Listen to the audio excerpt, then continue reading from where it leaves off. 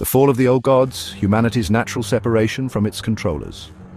For as long as we can trace back through human history, we find stories of gods, kings, and rulers who held dominion over the lives of others. Sometimes they were literal deities, sometimes political figures, and sometimes simply the archetypal great men of their time. But what if these were all expressions of the same thing, the same pattern, a thread that runs through myth and history alike? These were the false gods. They were not necessarily evil in the sense of comic book villains. They were a part of the universal play, the side of consciousness that chose control, separation, and hierarchy over unity. They never left when the myths ended, they simply changed form. They became the systems that govern our lives: religion, politics, finance, celebrity culture.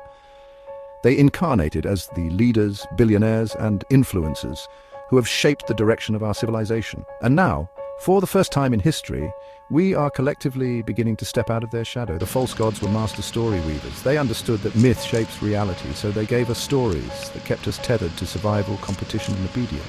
They told us we were unworthy without divine or governmental approval, and that our lives needed to be measured and judged by an authority greater than ourselves. They divided us into nations, tribes, and factions so we would be too busy fighting one another to question the system itself.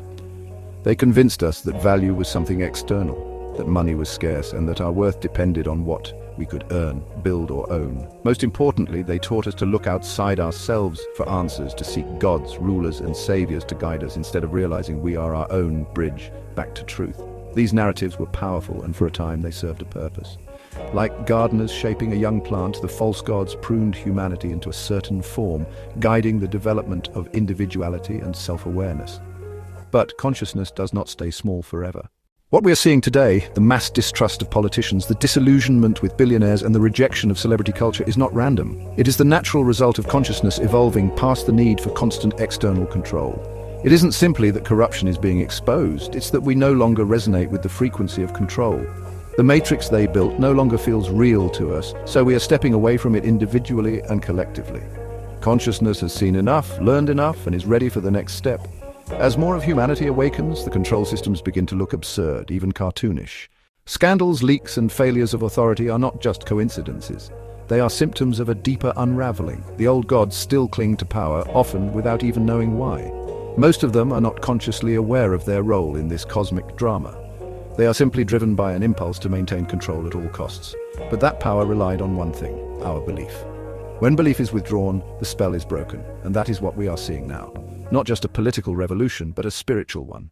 This isn't about replacing the false gods with new ones. It isn't about finding better politicians, richer philanthropists, or wiser priests. It is about stepping into a paradigm where we no longer need rulers to mediate truth for us. Yes, there will be chaos. Yes, it will be uncomfortable. Systems will crumble, and those who depend on them will struggle. But this is what birth looks like. We're not just witnessing the end of an era, we're witnessing the end of an entire cycle of consciousness.